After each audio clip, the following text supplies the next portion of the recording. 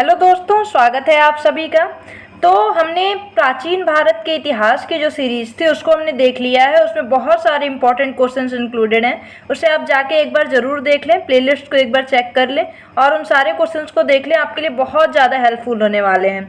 और आज से हम मध्यकालीन भारत के इतिहास को स्टार्ट करने वाले हैं। इसके बहुत सारे क्वेश्चंस लाएंगे जो कि रिपीटेड क्वेश्चंस हैं, इंपॉर्टेंट क्वेश्चंस हैं और ये सारे क्वेश्चन आपकी बहुत ज़्यादा हेल्प करेंगे एग्जाम्स में। किसी भी कम्पिटिटिव एग्जाम्स में अगर आप बैठते हैं तो ये सारे क्वेश्चन आपके लिए बहुत ज़्यादा हेल्पफुल होने वाले हैं।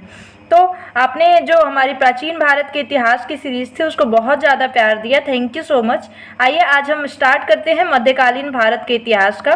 तो अगर हम बात करें थोड़ा सा मध्यकालीन भारत के इतिहास का, तो इसका जो प्रारंभ माना जाता है जब गुप्त काल का अंत हो गया, तो उस समय क्या हुआ कि भारत में जो मुस्लिम आक्रांता थे या फिर विदेशी आक्रांता थे उनका आक्रमण बहुत ज़्यादा बढ़ गया। तो हमारा जो मध्यकालीन भारत का इतिहास है वो 8वीं शताब्दी से 18वीं शताब्दी के मध्य माना जाता है। अगर हम बात करें तो जब मुस्लिम आक्रांताओं का जो बहुत ज़्यादा आक्रमण था भारत में बढ़ गया था, उसी दौरान पे जो एक मुस्लिम शासक था, तुर्क का शासक था जिसका नाम क्या था, मोहम्मद गौरी। इसने एक राजपूत राजा जिनका नाम क्या था, पृथ्वीराज चौहान, इनके शासनकाल में इनके शासन पे आक्रमण किया और प्रथम युद्ध लड़ा इसने, तराइन का युद्ध, जो कि कब हुआ, 1191 में। इसमें तो मोहम्मद गौरी जो था इसकी हार हुई, परंतु इसने दोबारा से आक्रमण कर दिया और 1192 में पृथ्वीराज चौहान और मोहम्मद गौरी के बीच पुनः युद्ध हुआ और इसे तराइन का द्वितीय युद्ध कहा जाता है। इसमें क्या हुआ कि जो मोहम्मद गौरी था वो जीत गया और भारत में मुस्लिम शासक का जो दरवाज़ा था उसने खोल दिया। तो मुस्लिम इस दौरान बहुत सारे जो वंश थे उनकी स्थापना भारत में हुई और चलते गए वो क्रम में। और जो क्रम था उनकी अगर हम बात करें तो जब मोहम्मद गौरी की भारत में जीत हुई तो उसने एक अपने गुलाम जिसका नाम क्या था, कुतुबुद्दीन ऐबक, उसने भारत की गद्दी पर भारत में शासन करने के लिए उसे चुना। और मोहम्मद जो कुतुबुद्दीन ऐबक था वो दिल्ली में तो उसने राजधानी नहीं बनाई, परंतु उसने गुलाम वंश की स्थापना की। तो भारत में पहला जो वंश आया गुलाम वंश, जो कि मध्यकालीन भारत का वंश, गुलाम वंश की स्थापना हुई जो 1206 से 1290 तक चला था। इसी क्रम में जब आगे बढ़ते हैं तो खिलजी वंश की स्थापना होती है गुलाम वंश के बाद, जिसका शासनकाल 1290 से 1320 तक रहता है। फिर आता है तुगलक वंश, जो कब से कब तक चलता है, 1320 से 1414 तक चलता है। फिर आता है सैयद वंश, जो कि 1414 से 1431 तक चलता है। और फिर अंत में आता है लोधी वंश। लोधी वंश जो होता है ये जो दिल्ली सल्तनत होती है इसका अंतिम वंश होता है। इसके बाद जो लोधी वंश का अंतिम शासक होता है जिसका नाम होता है इब्राहिम लोधी। इब्राहिम लोधी के साथ जो बाबर होते हैं, बाबर आक्रमण कर देते हैं भारत पे 1526 में, और उस समय जो इब्राहिम लोधी होता है वो दिल्ली सल्तनत की गद्दी पर बैठा होता है।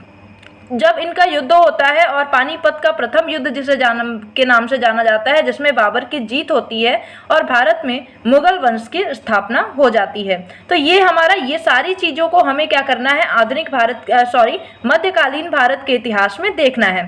तो इसी क्रम में हम आगे बढ़ेंगे और क्वेश्चंस को देखेंगे। इनके जितने भी इंपॉर्टेंट क्वेश्चंस हैं, रिपीटेड क्वेश्चंस हैं, तो इन सभी को हम देखने की कोशिश जरूर करेंगे। तो आइए देखते हैं और पहला क्वेश्चन हम स्टार्ट करते हैं।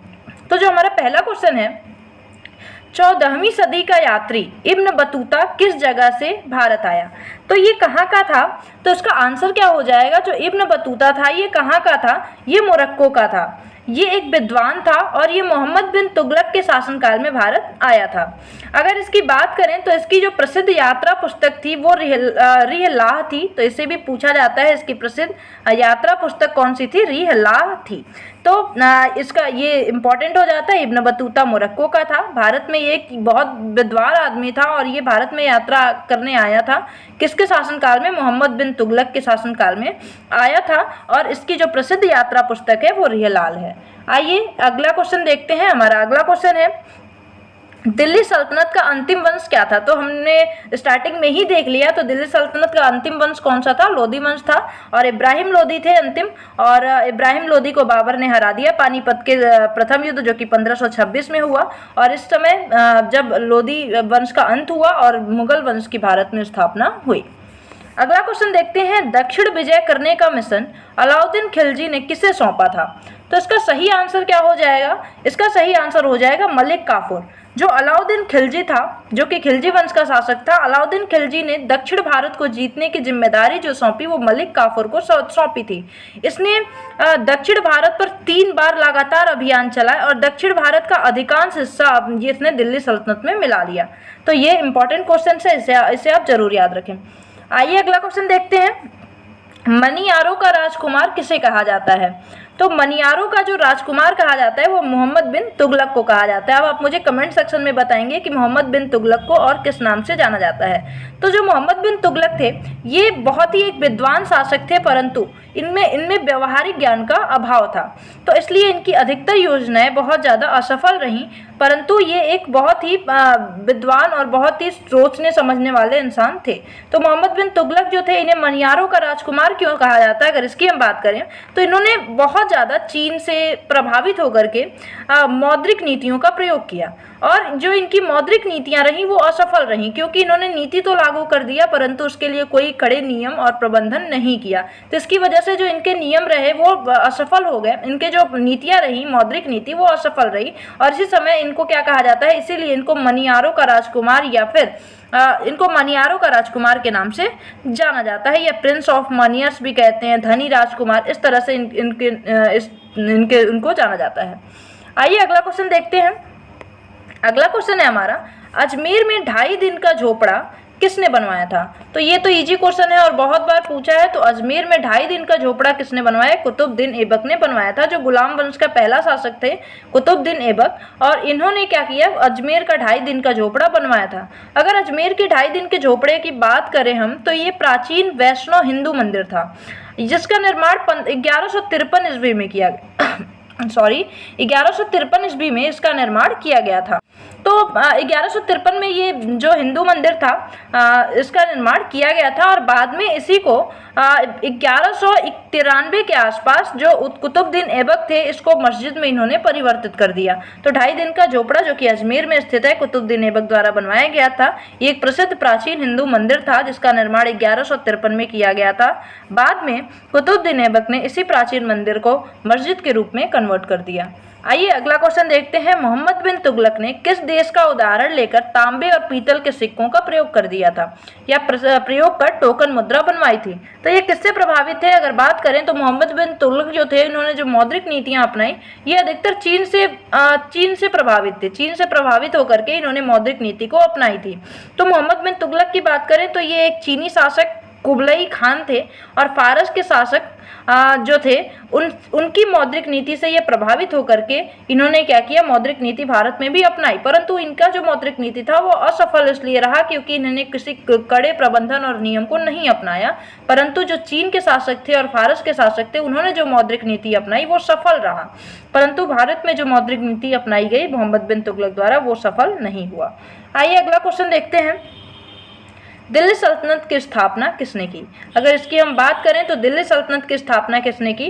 तो ये जो सल्तनत नहीं, दिल्ली शहर की स्थापना ध्यान से देखते हैं। तो दिल्ली शहर की जो स्थापना की गई वो तोमर राजवंश के द्वारा की गई थी। तोमर राजवंश के द्वारा 736 ईस्वी में एक राजपूत तोमर वंश थे जिनका नाम क्या था? अनंगपाल। ये ध्यान रखिए, अनंगपाल, इनके द्वारा दिल्ली शहर की स्थापना की गई थी। परंतु यही था, दिल्ली शहर को उस समय दिल्ली शहर के नाम से नहीं जाना जाता था, उस समय दिल्ली को लाल कोट के नाम से जाना जाता था। तो इसे ध्यान रखिए, बहुत इंपॉर्टेंट क्वेश्चन है। तो दिल्ली जो था, दिल्ली शहर, इसकी स्थापना तोमर राजवंश के द्वारा की गई, जिसके शासक कौन थे? अनंगपाल द्वारा की गई 736 ईस्वी में। इसे दिल्ली शहर को पहले दिल्ली शहर न कहकर लाल कोट के नाम से जाना जाता था। आइए अगला क्वेश्चन देखते हैं। अगला क्वेश्चन है हमारा, किस तुर्की शासक ने भारत में 1000 से 1026 ईस्वी के बीच 14 बार आक्रमण किए? तो कौन थे वो? तो अगर इनकी बात करें हम तो महमूद गजनवी जो थे, इसने कुल भारत पर बहुत बार आक्रमण किया, लगभग 14 बार आक्रमण किया। और ये जो थे 1027 में अगर बात करें तो इसका प्रसिद्ध आक्रमण सोमनाथ मंदिर पर आक्रमण, जो कि गुजरात में स्थित है, तो 1027 में इसने सोमनाथ मंदिर पर भी आक्रमण किया था। इसका मेन उद्देश्य क्या होता था? इनका मेन उद्देश्य यही होता था कि हिंदू मंदिरों को नष्ट करके उनमें जो धन है उनको इकट्ठा करना। तो महमूद गजनवी जो था एक बहुत ही विध्वंसक विदेशी आक्रांता था, जिसने भारत पर कई बार आक्रमण किए और बहुत सारा धन भारत से लूटा। अगला क्वेश्चन देखते हैं, किस वंश के सुल्तानों ने सबसे अधिक समय तक शासन किया? तो मैंने स्टार्टिंग में ही थोड़ा सा उसे ध्यान से आप जरूर सुनेंगे। जो वंश की बात कही, किस समय से किस समय तक उन्होंने शासन किया, तो उस चीज को अगर हम ध्यान दें तो हमें पता चलेगा कि जो हमारा तुगलक वंश था, तुगलक वंश 94 वर्ष तक लगभग भारत पर शासन किया था। तो तुगलक वंश का जो शासनकाल था वो सबसे ज्यादा था। अगला क्वेश्चन देखते हैं हम। अगला क्वेश्चन है, किस कारण से मोहम्मद बिन तुगलक असफल व्यक्ति था? तो असफल व्यक्ति मोहम्मद बिन तुगलक ने बहुत सारी नीतियां अपनाई, बहुत विद्वान थे वो, परंतु उनकी जो नीतियां होती थी वो असफल, बहुत सारी नीतियां असफल हो गई। इसका कारण क्या था? क्योंकि वह व्यवहारिक राजनेता नहीं थे। वो जमीनी स्तर पर चीजों को नहीं सोच पाते थे कि इसका परिणाम क्या होगा, और उन्होंने किसी कड़े नियम और प्रबंधन को लागू वो नहीं करते थे, जिसकी वजह से उनकी योजनाएं असफल हो जाती थी। तो उनके पास क्या था? व्यवहारिक राजनेता वो नहीं थे। अगला क्वेश्चन देखते हैं, निम्नलिखित में से किस शासक ने सिंचाई तथा लोक निर्माण कार्य पर पर्याप्त ध्यान दिया? तो इसका सही आंसर क्या हो जाएगा? फिरोज तुगलक। फिरोज तुगलक जो थे, फिरोज तुगलक ने बहुत सारी सिंचाई व्यवस्था का भी, इन्होंने सिंचाई व्यवस्था के लिए लगभग 5 नहरों का निर्माण करवाया, और भी इन्होंने किसानों की आर्थिक सहायता भी की। तो इस तरह से फिरोज तुगलक जो थे, इन्होंने सिंचाई व्यवस्था और जो समाज लोक कल्याण के लिए जो कार्य किया, बहुत ज़्यादा किया था। आइए अगला क्वेश्चन देखते हैं। अगला क्वेश्चन है हमारा, लोधी वंश की स्थापना किसने की? तो ये बहुत सिंपल सा क्वेश्चन है। लोधी वंश की स्थापना बहलोल लोधी द्वारा की गई थी। बहलोल लोधी ने लोधी वंश की स्थापना की थी। ये ध्यान रखिए कि जब बहलोल लोधी दिल्ली की गद्दी पर बैठा तो इसने गाजी की उपाधि धारण की थी। गाजी की उपाधि से को धारण करके ये दिल्ली की गद्दी पे बैठे थे। आइए अगला क्वेश्चन देखते हैं। अगला क्वेश्चन है हमारा, वर्तमान दौलताबाद, जहां मोहम्मद बिन तुगलक ने दिल्ली से राजधानी को स्थानांतरित किया, किसके समीप स्थित है? तो अगर हम बात करें दौलताबाद की, जिसने जो कि तुगलक वंश की राजधानी थी, तुगलक वंश की राजधानी दौलताबाद में बनाई गई, तो ये कहाँ पर है? औरंगाबाद में, जो महाराष्ट्र में पड़ता है औरंगाबाद, उसी के पास ये हमारा दौलताबाद पड़ता है।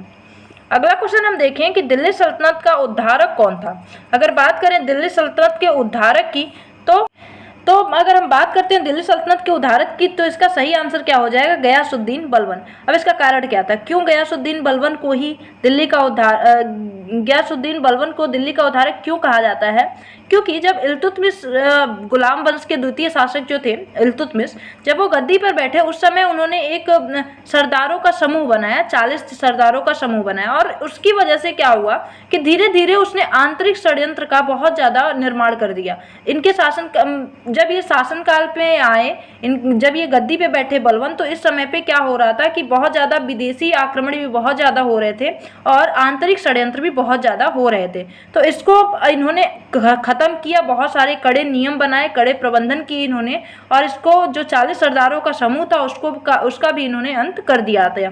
तो और इस वजह से दिल्ली सल्तनत का उद्धारक इन्हें कहा जाता है, दिल्ली सल्तनत का संरक्षक इन्हें कहा जाता है।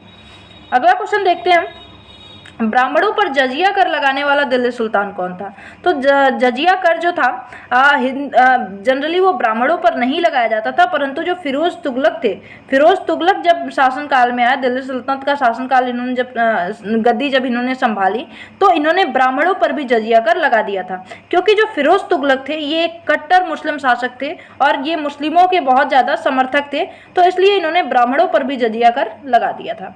अगला क्वेश्चन देखें, दिल्ली सुल्तान का शासन कब प्रारंभ हुआ? दिल्ली सल्तनत, यहाँ सुल्तान नगर के दिल्ली सल्तनत कर लेंगे तो 1206 में दिल्ली सल्तनत का प्रारंभ माना जाता है। अगर अगला क्वेश्चन हम देखें, निम्नलिखित में से किस सुल्तान ने सती प्रथा को रोकने का प्रयास किया? तो हम इसकी अगर बात करें तो इसका सही आंसर क्या हो जाएगा? मोहम्मद बिन तुगलक। जो मोहम्मद बिन तुगलक थे, इनकी भले ही योजनाएं बहुत ज़्यादा असफल रहीं, परंतु ये एक लोक कल्याण और बहुत ही दूरदर्शी शासक थे। दूरदर्शी ना कहेंगे हम, ये बहुत ज़्यादा सोचते थे, सामाजिक बुराइयों पर इनका बहुत ज़्यादा ध्यान था। तो ये एक पहले शासक थे जिन्होंने क्या किया, हिंदुओं के साथ इनका व्यवहार बहुत ही मैत्रीपूर्ण था और ये सती प्रथा का अंत करने का इन्होंने पूरा प्रयास किया था। आइए अगला क्वेश्चन देखते हैं। अगला क्वेश्चन है हमारा, निम्नलिखित में से भारत की किस संरचना या स्मारक ने पहली बार भवन निर्माण के इस्लामी सिद्धांतों की सजावट का प्रयोग हुआ था? तो अगर हम बात करें इस्लामी जो सिद्धांत थी उसके सजावट का प्रयोग किस संरचना में हुआ, किस भारत के किस स्मारक में सबसे ज़्यादा पहली बार देखने को मिला, तो वो उसका सही आंसर क्या हो जाएगा? अलाई दरवाज़ा। अलाई दरवाज़ा की अगर हम बात करें थोड़ी सी, तो अलाई दरवाज़ा का निर्माण 1311 में अलाउद्दीन खिलजी द्वारा कराया गया था। ये कुतुब मीनार परिसर में ही स्थित है। तो अलाई दरवाज़ा जो है, इसमें पहली बार इस्लामी सिद्धांतों की सजावट का यूज किया गया था। 1311 में इसका निर्माण अलाउद्दीन खिलजी द्वारा करवाया गया था। ये कुतुब मीनार के परिसर में ही स्थित है। आइए अगला क्वेश्चन देखते हैं कि किस दिल्ली सुल्तान ने कठोर नीति अपनाई? तो इसका सही आंसर क्या हो जाएगा? बलबन, जिसका हम पहले भी देख चुके हैं। जो बलबन थे, इन्होंने बहुत कठोर कड़े नियम बनवाए। इसका कारण क्या था? इसका कारण यही था कि जो आंतरिक षड्यंत्र हो रहे थे और बाहरी आक्रमण जो बहुत ज़्यादा हो रहे थे उसको रोकने और दिल्ली सल्तनत को बचाने के लिए इन्होंने बहुत ही कठोर नियम बनाए थे। इनकी एक प्रसिद्ध नीति है रक्त एवं लौह नीति, जो कि बलबन की ही है। रक्त एवं लौह की नीति जो अपनाई गई थी वो बलबन के द्वारा ही अपनाई गई थी। आइए अगला क्वेश्चन देखते हैं। हम अगले क्वेश्चन की तरफ बढ़े अगर, तो निम्नलिखित में से वह दिल्ली का सुल्तान कौन था जिसकी मृत्यु पोलो खेलते हुए हो गई थी? तो दिल्ली का जो पहला गुलाम वंश का संस्थापक मानते हैं जिसे, तो जो कुतुबुद्दीन ऐबक ही थे जिनका पोलो खेलते समय मृत्यु हो गई थी। आइए नेक्स्ट क्वेश्चन को देखते हैं। दिल्ली सल्तनत का राज्यकाल कब समाप्त हुआ? तो दिल्ली सल्तनत का जो राज्यकाल हुआ वो कब समाप्त हुआ? तो 1526 में, जब बाबर ने भारत पर आक्रमण किया। इब्राहिम लोदी के साथ पानीपत का प्रथम युद्ध हुआ 1526 में, और उस समय जो दिल्ली सल्तनत थी, क्योंकि इब्राहिम लोदी की हार हो गई और उससे दिल्ली सल्तनत का अंत हो गया और मुगल वंश की स्थापना भारत में हुई। अगला क्वेश्चन हम देखते हैं। अगला क्वेश्चन है हमारा, दिल्ली के सुल्तान का पद संभालने से पहले बलबन किस सुल्तान का प्रधानमंत्री था? तो अगर इसकी हम बात करें तो इसका सही आंसर क्या हो जाएगा? इसका सही आंसर हो जाएगा नसीरुद्दीन। नसीरुद्दीन जो थे, ये बलबन के एक तरह से कह सकते हैं हम दामाद थे, क्योंकि बलबन ने अपनी बेटी की शादी नसीरुद्दीन से करवा दी थी। और इसकी वजह से जब इन्होंने विवाह करा दिया तो उसकी वजह से जो नसीरुद्दीन से इन्होंने बलबन को एक उच्च पद दिया और उलुग खां की उपाधि से सम्मानित भी किया। तो जब नसीरुद्दीन की मृत्यु हो गई तो नसीरुद्दीन की मृत्यु के बाद बलबन जो था इसने दिल्ली की गद्दी को संभाल लिया। आइए अगला क्वेश्चन देखते हैं। चंगेज खान ने जलालुद्दीन का पीछा करते हुए किसके शासनकाल में भारत की सीमाओं पर आक्रमण किया? तो चंगेज खान जो था ये एक जलालुद्दीन शासक थे। जलालुद्दीन को का पीछा करते हुए भारत की ओर आया, और इसने क्या किया कि जो उस समय भारत में शासक थे वो इल्तुतमिश थे। इसने इल्तुतमिश के दरबार में अपना एक दूत भेजा और इनको सावधान किया कि जो जलालुद्दीन भारत की ओर आ रहा है उनका ये सहायता इनकी न करें। तो इल्तुतमिश एक बहुत दूरदर्शी शासक थे और उन्होंने जलालुद्दीन की सहायता नहीं की और चंगेज खां भारत पर आक्रमण नहीं किया। अब तो इस तरह से चंगेज खां के आक्रमण से भारत बच गया था उस समय पर। आइए अगला क्वेश्चन देखते हैं। अगला क्वेश्चन है हमारा, निम्नलिखित में से किसको शक्तिशाली सैन्य बलों के एक समूह चिहलगानी के विनाश का श्रेय दिया जाता है? तो मैंने जैसे बताया, जो ये